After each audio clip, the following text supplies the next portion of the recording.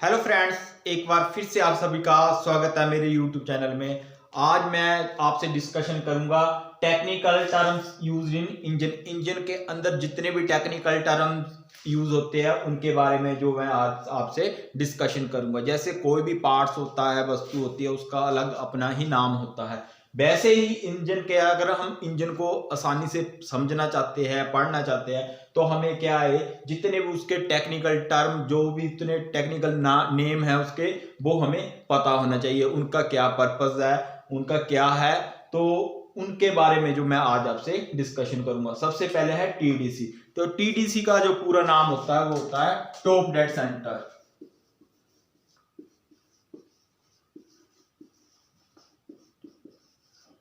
Top dead centre, ये वाला जो टॉप डेड सेंटर है, ये इंजन के अंदर कहां पर होता है? तो ये जो जब भी इंजन के अंदर, ये मैंने एक जो है इसका सेक्शन बनाया हुआ है, तो जैसे मैं एक अलग से बनाता हूं। ये एक लाइनर है, उसके अंदर पिस्टन जो है, ये पिस्टन है, ये पिस्टन है। इस प्रकार से इसके अंदर पिस्टन जो है मूव करता है, ऊपर नीचे चलता है। तो जैसे ही पिस्टन जब भी ऊपर नीचे चलता है, तो हम जब पिस्टन नीचे से ऊपर की ओर चलता है और वापस ऊपर से जो है नीचे की ओर आता है, उस पॉइंट को जो है टीडीसी कहते हैं। इसको टॉप डेड सेंटर कहते हैं, क्योंकि ये वाला इतना एरिया जो है हर लाइनर के ऊपर जो है क्लियरेंस वॉल्यूम जो है जो क्लियरेंस जो है रखा जाता है। जो क्लियरेंस वॉल्यूम होता है वो रखा जाता है। वो क्या, मैं आगे आपसे डिस्कशन करूंगा। तो यहां से जैसे यहां से पिस्टन टच करके नीचे चला गया, वापस ऊपर आया, जो इस पॉइंट से नीचे चला गया, या जब इस पॉइंट से टच करता है, तो इस पॉइंट को हम बोलते हैं टीडीसी, टॉप डेड सेंटर। अब दूसरा आ गया bottom dead centre.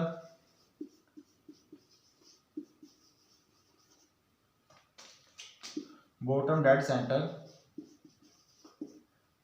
Bottom dead centre होता है लाइनर के अंदर जब पिस्टन ऊपर से नीचे की ओर चलता है, क्योंकि चलता तो अंदर ही है इसके। तो जब पिस्टन नीचे से, जैसे ये लाइनर है, अभी यहां से पिस्टन चला यहाँ पे, इसको तो बोल दिया हमने टीडीसी। लेकिन यहां से पिस्टन जो वापस ऊपर की ओर आता है, तो इसको बोलते हैं वीडीसी, बॉटम डेड सेंटर। ये निचला पॉइंट है। इन दोनों के जो ये पॉइंट है टीडीसी और बीडीसी, इसी के बीच में जो है पिस्टन मूवमेंट करता है। तो ये तो वो क्लियर हो गया आपको कि टीडीसी किसे बोलते हैं, बीडीसी किसे बोलते हैं। और नेक्स्ट आता है स्ट्रोक।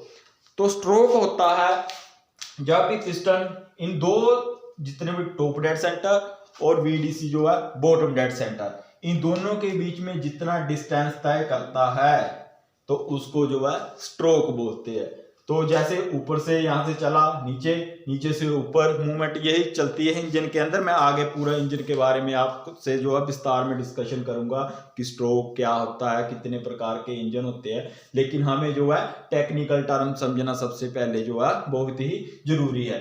तो TDC top dead centre, BDC bottom dead centre, stroke हो गया। टीडीसी और बीडीसी के बीच की दूरी को स्ट्रोक कहते हैं। उसके बाद आ जाता है स्वेप्ट वॉल्यूम। स्वेप्ट वॉल्यूम क्या चीज है इंजन के अंदर? अगर टेक्निकल, जैसे जो आप पढ़ने से, जो कभी भी इंटरव्यू होता है, तो वहां पे पूछे जाते हैं इस प्रकार से क्वेश्चन, स्वेप्ट वॉल्यूम क्या होता है, तो हमें पता होना चाहिए। तो हम दूसरे पर्सन को जो है क्लियर कर सकते हैं। तो मैं बताता हूं आपको। ये लाइनर है, इसके अंदर जो है पिस्टन मूव करता है, ये बनाया हुआ है मैंने, ठीक है। तो इतना एरिया तो खाली रहता है, क्लियरेंस वॉल्यूम। लेकिन यहां से लेके यहां तक जो है पिस्टन मूव करता है। जो स्ट्रोक होता है ना, जिससे ये ही जो है इंजन का स्वेप्ट वॉल्यूम है, पूरा निष्कासित जितना भी एरिया ये कवर करता है ना, ये वाला, इसको बोलते हैं स्वेप्ट वॉल्यूम। और टीडीसी और बीडीसी के बीच की जो दूरी होती है, जितना उसका आयतन होता है सिलिंड्रिकल तौर से हम जैसे देखें, तो उसको इंजन का स्वेप्ट वॉल्यूम कहा जाता है, ठीक है। तो उसका निकालने का फार्मूला होता है, वो मैं जो है नेक्स्ट में आपको सीसी कैसे निकालते हैं, स्वेप्ट वॉल्यूम कैसे निकालते हैं, वो उसकी टॉपिक के ऊपर बात करूंगा। आज तो हम टेक्निकल टर्म में ही जानेंगे। स्वेप्ट वॉल्यूम के बाद आता है क्लियरेंस वॉल्यूम।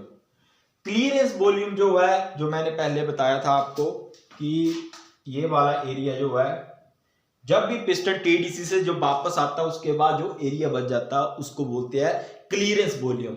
जब भी पिस्टन टीडीसी से बीडीसी की ओर चलता है तो मूवमेंट होती है, तो उसके अंदर पेट्रोल इंजन है, उसमें एयर एंड फ्यूल का मिक्सचर एंटर होता है, डीजल इंजन है उसमें केवल शुद्ध हवा होती है।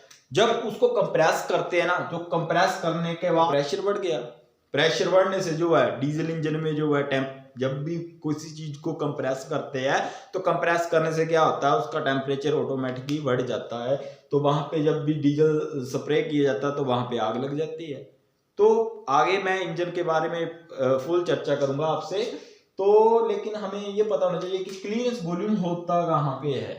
तो मैंने आपको क्लियर कर दिया कि जो ये जब भी टीडीसी से ऊपर की जो खाली जगह होती है, कम्बशन चैम्बर बोलते हैं जिसको, वो क्लीयरेंस वॉल्यूम होता है। उसके बाद बात करते हैं हम कंप्रेशन रेशो। अब कंप्रेशन रेशो क्या चीज है? कंप्रेशन रेशो हम बोल सकते हैं जब पिस्टन बीडीसी के ऊपर होता है, उसके अंदर एयर एंड फ्यूल का मिक्सचर, जैसे ये लाइनर मैंने बनाया हुआ है, इसके जब पिस्टन ऊपर से यहां से चला नीचे की ओर और यहां पे पहुंच जाता है, ठीक है, और यहां पे पहुंचने के बाद जो है पिस्टन के अंदर जितना मटेरियल जो है भर जाता है, चाहे पेट्रोल इंजन है डीजल इंजन है। अगर डीजल इंजन है शुद्ध हवा भर जाएगी इसके अंदर, और अगर पेट्रोल इंजन है तो एयर एंड फ्यूल का मिक्सचर जो है इसके अंदर भर जाएगा। जब इसको यहां से जो कंप्रेस करके इतने एरिया में जो है कन्वर्ट किया जाएगा उसको बोलते हैं कंप्रेशन रेशो।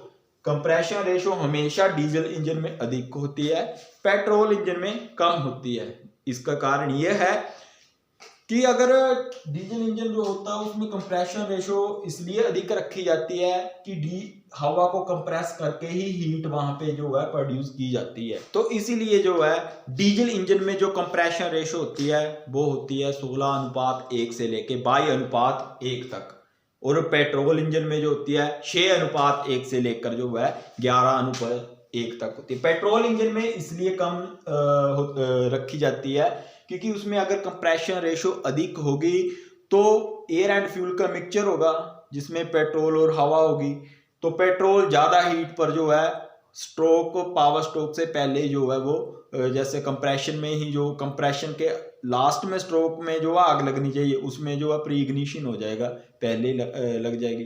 तो इसलिए जो है उसमें जो है कंप्रेशन रेशो जो है 1:6 से लेकर 11:1 तक रखी जाती है पेट्रोल इंजन में। और डीजल में होती है 16:1 से 22:1 तक जो है डीजल इंजन में रखी जाती है, ठीक है। तो उसके बाद बात करते हैं कंप्रेशन प्रेशर। कंप्रेशन प्रेशर जो है, अगर कंप्रेशन रेशो जिसमें अधिक होगी, नेचुरल आपने याद रखना है कि उसका कंप्रेशन प्रेशर जो है अधिक होगा। जैसे यहाँ पे जो है डीजल इंजन की कंप्रेशन रेशो जो है 16:1 से लेकर 22, तो इसका कंप्रेशन प्रेशर भी अधिक होगा। इसका कंप्रेशन प्रेशर जो है 350 psi से 550 psi तक होता है, किसमें? डीजल में। और जो पेट्रोल इंजन होता है उसमें होता है 90 से 150 psi, ठीक है, पेट्रोल में। तो आपको पता लग गया होगा कि कंप्रेशन रेशो क्या है और जो स्वेप्ट वॉल्यूम क्या है, क्लीयरेंस वॉल्यूम क्या है। तो इनके फार्मूले निकालने के अलग अलग होते हैं। जैसे अभी हम बात करते हैं कि क्लीयरेंस वॉल्यूम जो है अगर हमने निकालना है तो कैसे निकालना है, या फिर मैं ऐसे करता हूं कि नेक्स्ट टॉपिक में क्या है इसके ऊपर ही, क्योंकि थोड़े टेक्निकल टर्म, थोड़े नाम हो रहे हैं, मैं उनके बारे में बता देता हूँ, बाकी जो हम नेक्स्ट टॉपिक में डिस्कशन कर लेंगे। तो यहाँ पे मैं आपसे डिस्कशन करूंगा thermal efficiency. Thermal efficiency. Thermal efficiency जो है, जो डीजल इंजन होता है उसमें जो है 35% जो है यूज में ली जाती है, और जो पेट्रोल इंजन होता है उसमें जो है, यहाँ पे डीजल लिख देता हूँ, डीजल यहाँ पे पेट्रोल, ये होती क्या है थर्मल एफिशिएंसी। जब मैं आगे इंजन बताऊंगा तो वहां पे हमें पता चलेगा कि इंजन के अंदर जो है आग का जो है मेन रोल होता है, तो थर्मल आग होगी, ठीक है। तो उसी आग को जो जितनी हीट होती है उसके अंदर, उसको जो है हम यूज में जो है इंजन के अंदर करते हैं।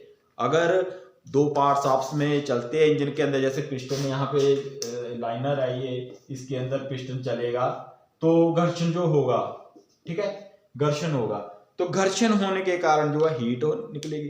तो अगर उस हीट को जो है, या पावर स्ट्रोक में बात कर लेते हैं हम, तो उसमें भी हीट होगी। अगर उस हीट को जो है हम इंजन से बाहर नहीं निकालेंगे तो वो सीज हो जाएगा। अगर इंजन के अंदर हीट बिल्कुल नहीं होगी तो पार्ट्स आपस में जो है रगड़ खा के जो है बिल्कुल घिस जाएंगे। तो हम क्या करते हैं, जो डीजल इंजन होता है इसमें हम 35% जो है यूज में लाते हैं, बाकी को क्या है कूलिंग सिस्टम के जरा, एग्जॉस्ट सिस्टम के जरा बाहर निकाल देते हैं। और पेट्रोल इंजन है उसमें हम 25% जो है रखते हैं। इसमें कम इसलिए रखते हैं क्योंकि पेट्रोल इंजन में पेट्रोल, आप सबको पता होगा कि जो पेट्रोल होता है वो आग जल्दी जो है पकड़ लेता है, तो उसके अंदर प्री इग्निशन का डर रहता है, तो इसलिए उसकी थर्मल एफिशिएंसी जो है कम होती है। आगे हम बात करते हैं वॉल्यूमेट्रिक एफिशिएंसी क्या है। वॉल्यूमेट्रिक एफिशिएंसी जो है इंजन के अंदर जो है ये होती है कि जैसे ये इंजन है, इंजन के अंदर एक सिलेंडर का मैं बता रहा हूं, इसके अंदर ये लाइनर है, ठीक है। तो इस लाइनर में जो है पिस्टन मूव करता है, ये हो गया पूरे का पूरा खाली, पिस्टन आ गए यहाँ पे, ठीक है। तो इसके अंदर जो है कितना मिक्सचर जो है भरा जाना चाहिए, ठीक है। तो भरा जाना चाहिए मतलब जब पिस्टन यहाँ इसमें जो है हम क्लियरेंस वॉल्यूम भी ऐड करते हैं, यहाँ पे टीडीसी हो गया, टीडीसी, और यहाँ पे जो है बीडीसी हो गया, तो यहाँ पे ये लाइनर है टीडीसी, ये वाला पॉइंट है टीडीसी है। इसके अंदर जो है मिक्सचर जब पिस्टन सक्शन में चलता है नीचे की ओर, तो उसमें क्या है शुद्ध हवा जो है भरी जाती है, ठीक है। पेट्रोल इंजन में एयर एंड फ्यूल का मिक्सचर भरा जाता है। लेकिन जैसे यहाँ पे पिस्टन जब भी बीडीसी के ऊपर पहुंच गया, यहाँ पे भरनी चाहिए थी 8 केजी, ठीक है, 8 केजी की कैपेसिटी है इसके अंदर। लेकिन जब इंजन वर्क करता है अपने जब रनिंग उसका आरपीएम है वो, जैसे नॉर्मली हम बेसिक की बात करें तो 1000 आरपीएम से लेकर जो 1200-1300 आरपीएम तक होता है, 700 भी होता है। जो फुल जैसे स्पीड पर वर्क करता है तो 3000-4000 होता है। तो उस समय जैसे स्टार्टिंग में इसकी कैपेसिटी तो है 8 केजी की, लेकिन जब इंजन चलता है तो उसके अंदर कितना भर रहा है, क्या सही भर रहा है, इनलेट वाल्व एग्जॉस्ट वाल्व जो वर्क सही कर रहे हैं। अगर इनलेट वाल्व टाइम से पहले बंद हो रहा है या टाइम से पहले या अधिक टाइम खुला रह रहा है, तो यहाँ पे जो वॉल्यूमेट्रिक एफिशिएंसी है वो कम हो सकती है। तो इसको वॉल्यूमेट्रिक एफिशिएंसी इसकी कैपेसिटी है कि टोटल में कितना भर रहा है, लेकिन जब वर्क कर रहा है तो कितनी उसकी कैपेसिटी, इसी को बोलते हैं वॉल्यूमेट्रिक एफिशिएंसी। बाकी टेक्निकल टर्म और भी है, जैसे IHP, BHP, IHP indicated horse power, BHP break horse power, FHP friction horse power, इसके ऊपर जो है नेक्स्ट टॉपिक में जो है डिस्कशन करेंगे। तो जिन्होंने मेरे चैनल अभी तक सब्सक्राइब नहीं किया दोस्तों वो सब्सक्राइब कर लें। तो मिलते हैं हम नई वीडियो के साथ नेक्स्ट टाइम, तो तब तक के लिए धन्यवाद। जय हिंद, जय भारत।